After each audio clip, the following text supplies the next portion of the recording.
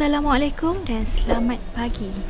Baiklah murid-murid, bersua kita lagi pada hari ini bersama dengan saya, Cikgu Anis.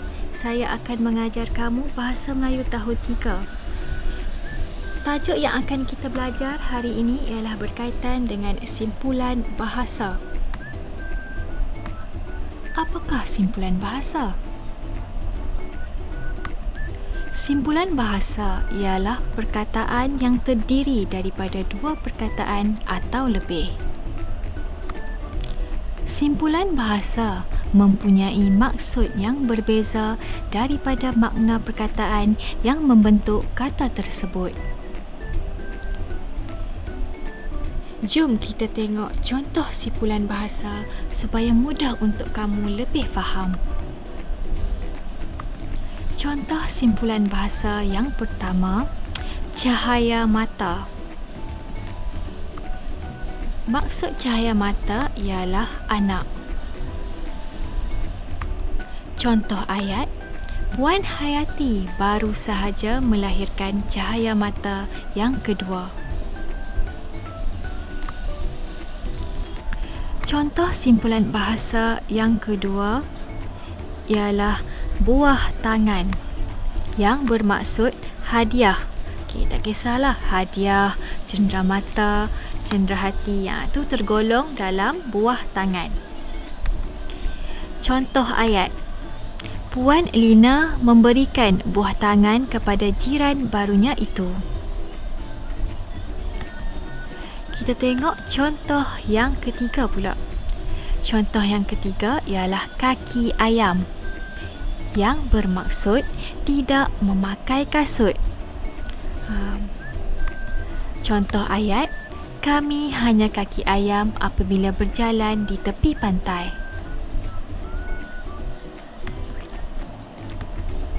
Contoh yang keempat, lipas kudung.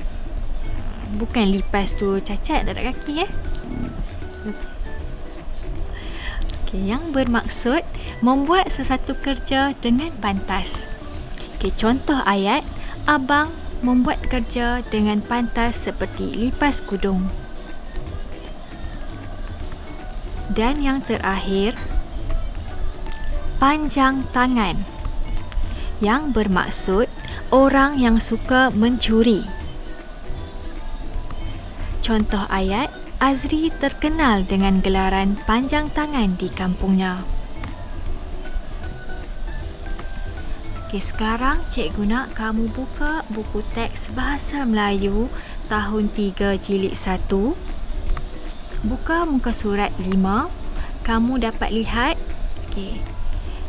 petikkan cerita berkaitan dengan tajuk siapa pantas. Dalam petikan ini terdapat simpulan bahasa yang telah diwarnakan dengan warna merah. Sekarang kita akan baca bersama-sama petikan siapa pantas. Nabila dan Nasri sedang beradu kepantasan membina bangunan dengan blok plastik. Mereka dibantu oleh ibu dan ayah.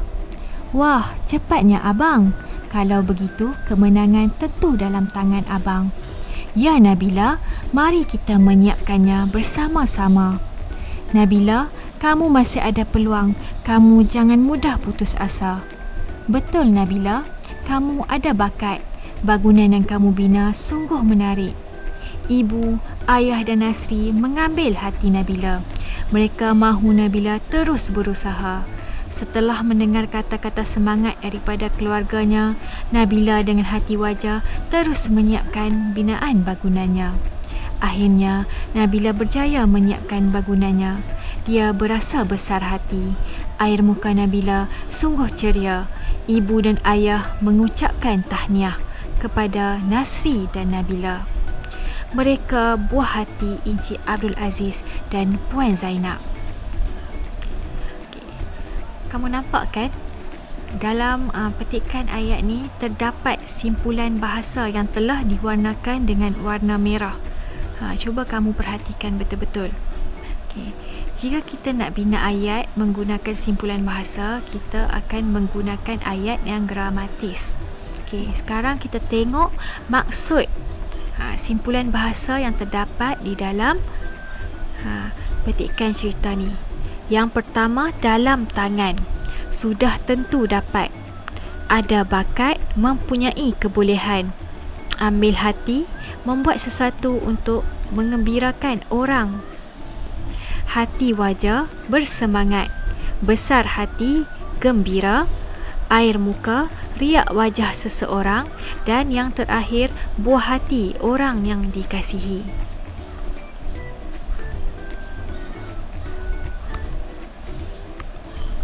Okey, sekarang cikgu akan memberikan tugasan kepada kamu berkaitan dengan simpulan bahasa. Jom kita lihat. Latihan pengukuhan yang pertama, cikgu nak kamu isikan simpulan bahasa yang betul berdasarkan gambar. Okey. Dekat atas ni cikgu dah sediakan dah pilihan jawapan yang perlu kamu masukkan di dalam kotak yang telah disediakan di bawah ni. Ada 6 gambar. Okey. Kamu tengok gambar yang bersesuaian dan kamu masukkan simpulan bahasa dalam kotak di sebelah. Okey, cikgu akan berikan contoh. Contoh yang pertama, gambar ulat dan juga gambar buku. Okey, bermaksud ulat buku. Tengok jawapan di atas ada ke tak? Okey, nampak sini ulat buku. Kamu masukkan di ruang kosong yang disediakan. Okey, sama juga seperti gambar yang kedua sehingga gambar yang ke-6. Okey. Untuk latihan pengukuhan yang pertama ini, kamu boleh print ataupun kamu tulis semula di dalam buku tulis atau kertas A4. Ikutlah yang mana yang bersesuaian. Okey, seterusnya latihan pengukuhan yang kedua. Setelah kamu siapkan latihan pengukuhan yang pertama, setelah kamu dah isikan tempat kosong dengan simpulan bahasa yang sesuai, cikgu nak kamu cari maksud simpulan bahasa pada latihan pengukuhan yang pertama, kemudian salin di dalam buku latihan atau kertas A4. Kamu boleh membuat carian di internet. Contohnya, gambar yang pertama, gambar ulat buku. Kamu cari apa maksud ulat buku. Ulat buku bermaksud orang yang rajin membaca. Sama juga seperti latihan bagi gambar yang kedua dan ke-6. Cikgu nak kamu isikan simpulan bahasa yang betul berdasarkan gambar dan kamu cari maksud bagi simpulan-simpulan bahasa tersebut. Kamu boleh membuat carian di Google. Okey. Ikutlah yang mana yang bersesuaian. Okey, setakat ini sahaja pembelajaran kita pada hari ini. Okey. Cikgu harap kamu dapat menyiapkan tugasan yang cikgu berikan dan cikgu nak tugasan-tugasan tersebut kamu hantar di dalam grup kelas. Okey? Jangan lupa ya isi kehadiran di Google Form. Okey, Assalamualaikum.